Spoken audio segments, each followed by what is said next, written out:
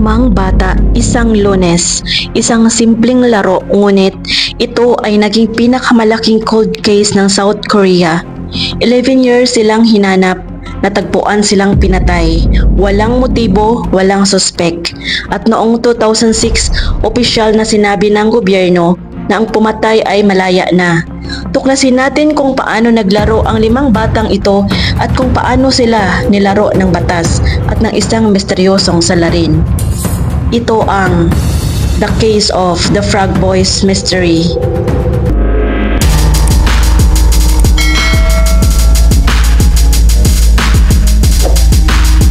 Ito ang huling Martes, Marso 26, 1991. Ang araw na iyon ay dapat isang pagdiriwang, hindi isang trahedya. Sa buong South Korea, pinasinayaan ang lokal na halalan, isang holiday na nagbigay ng kalayaan sa mga bata mula sa kanila mga silid-aralan. Sa maliit na komunidad ng Seongsu sa Daegu, ang umaga ay maaliwalas. Ang limang magkakaibigan, sina Woo Chol-won, ang 13 taong gulang na leader, kasama sina Jo Ho-yeon, Kim Yong-gyo, Park Chan-in at ang bunso, si Kim Jong-sik ay nagtipon. Ang kanilang mga sapatos ay luma, ang kanilang mga mukha ay puno ng tawanan. Ang bundok Waryong ay nasa likuran lamang ng kanilang mga bahay. Ito ang kanilang karaniwang playground. Dapat 6 sila.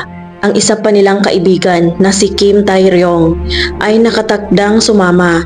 Ngunit sa hulang sandali, tinawag siya ng kanyang ina upang mag-almusal. Ang simpleng pagtawag na iyon ang nagligtas sa kanyang buhay at nagtatak ng kapalaran ng 5. Naglalakad papalayo ang 5 at sinabi nila sa isang kaibigan na pupunta sila para maghanap ng itlog ng salamander. Ito ay isang pangako at isang plano, hindi para magpaalam. Nagtungo sila sa paanan ng bundok Waryong. Ang bundok ay hindi matarik. Ito ay madalas na daanan ng mga residente. Sila ay nakita ng ilang tao habang naglalakad, dala ang kanilang inosenteng hangarin. Ayon sa mga investigador, ang huling sapat na senyales ay dumating dakong 11:30 ng umaga. Isang bata ang nagbigay ng testimonya na nagsabing nakarinig siya ng nakakagimbal na sigaw mula sa gilid ng bundok. At dahil bata rin ang nakarinig, inakala niya na baka naglalaro lamang sila ng taguan o habulan. Ang sigaw na iyon ay mabilis na binaliwala, ngunit iyon na pala ang huling tinig ng 5 bata. Pagsapit ng hapon, ang maaliwalas na panahon ay nagbago. Ang ulan ay bumuhos, kasabay ng malamig na hangin. Ang unang nagtaas ng alarma ay si Woo Jong-yoo, ang ama ni Chol-won. Pagkatapos ng 1:00 ng hapon, nakatanggap siya ng tawag na hindi sumipot ang kanyang anak sa klase niya sa taekwondo. Mula roon, ang simpleng pagkawala ay naging pag-unawa. Hindi sila naligaw or naglaho sila.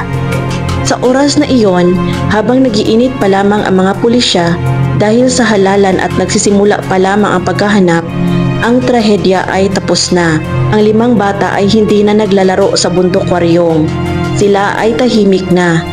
Ang kanilang paglalakbay para maghanap ng itlog ng salamander ay nauwi sa isang libingan na matatagpuan. Pagkalipas ng 11 taon, ilang hakbang lamang mula sa kanilang mga tahanan. Sa loob lamang ng ilang araw, ang kaso ng Frog Boys ay hindi na lamang tungkol sa 5 bata. Ito ay naging isang pambansang sugat. Ang galit at pag-aalala ng publiko ay nagtulak sa gobyerno na magpakilos ng mga puwersa na hindi pa nasaksihan kailanman.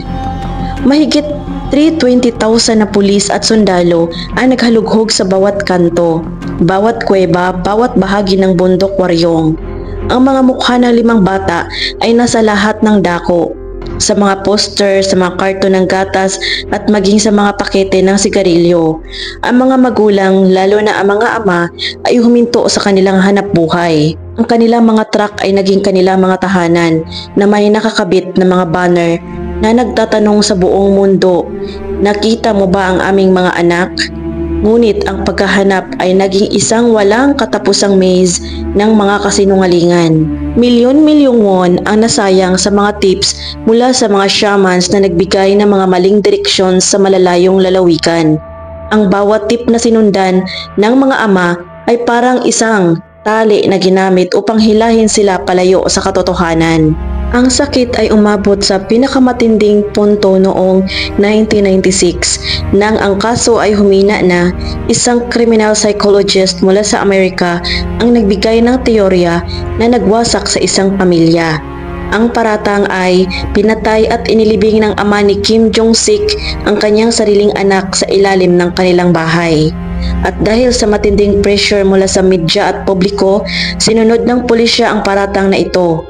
Sa harap ng mga kamera at nagtitipong tao, sinira ng pulisya ang tahanan ng pamilya Kim.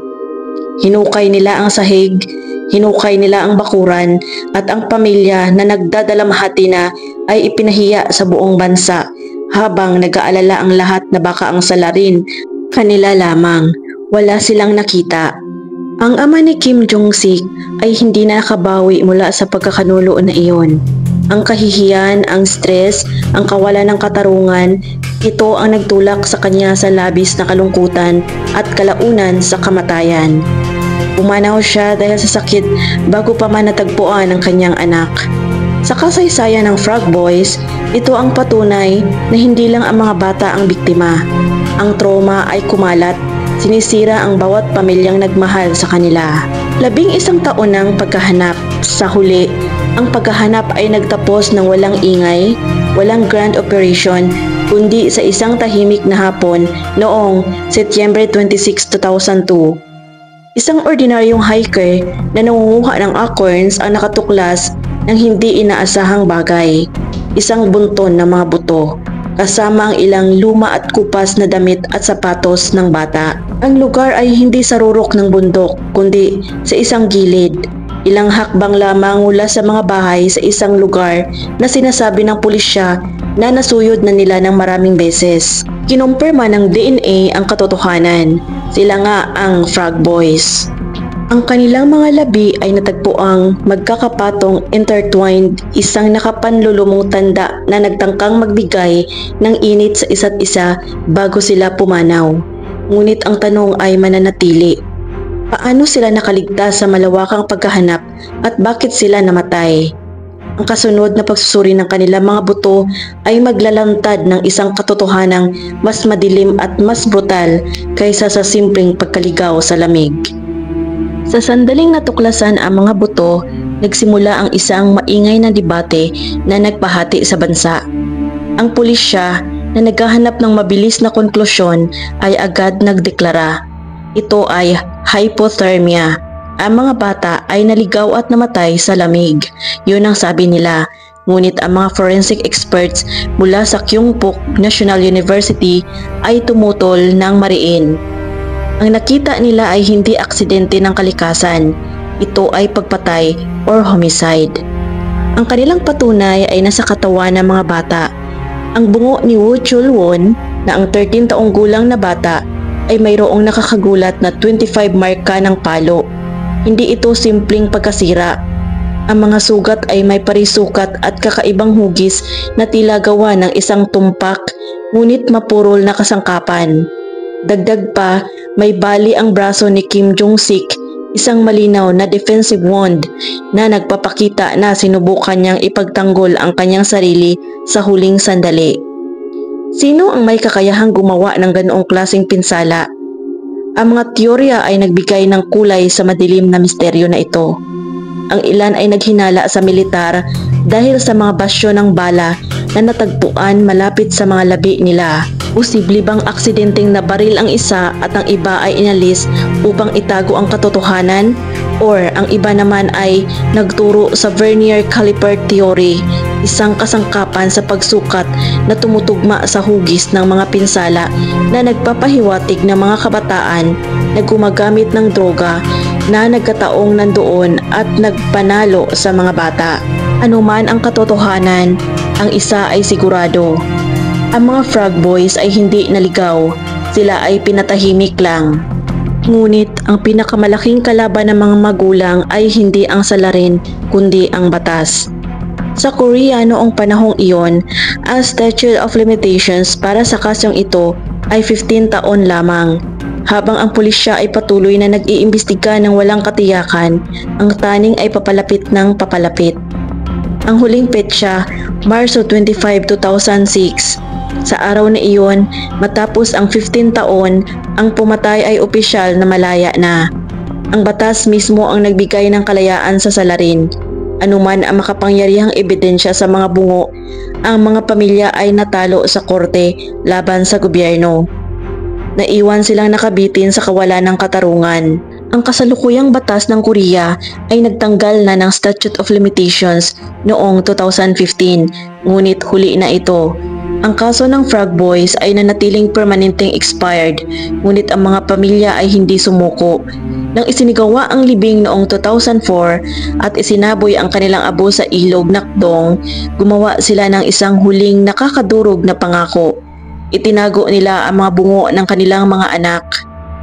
Ang mga bungo ay nanatili sa pag-iingat ng pamilya. Hindi lang ito ebidensya, ito ay ang kanilang huling tagapagbigay sakdal. Isang simbolo na ang kaso ay hindi pa natapos hanggat ang katotohanan ay hindi natatagpuan. Hanggang ngayon, ang Daegu Metropolitan Police ay patuloy na nag-iimbestiga. Sa pag-asa na balang araw, ang isang bagong ebidensya ay magbunyag sa pagkakakilanlan ng salarin. Ang Frog Boys ay nagbigay sa atin ng isang malalim na aral. Ang pagkawalang malay ay maaaring agawin sa isang iglap. Ang katarungan ay maaaring talunin ng batas, at kung minsan, ang pinakamasakit na bahagi ng isang misteryo ay hindi ang kung paano sila namatay, kundi ang katotohanang ang kanilang salarin ay naglalakad pa rin sa ating mundo hanggang ngayon. Naalala mo ba ang hiker na naghahanap ng acorn? Ang mga bata ay natagpuan, ngunit ang kapayapaan ay hindi pa. Sa loob ng 34 na taon, ang mga bungo ay naghihintay. Kung ikaw ang pumatay, alam mo ang katotohanan, at ang tanong ay nananatili. Kailan mo sasabihin ang iyong pangalan? Ako si Jessel Crime at ito ang kasaysayan ng Frog Boys. Kung nais mong malaman ng iba pang hindi nalutas sa krimen sa Korea, mag-subscribe sa aking channel at salamat sa panonood.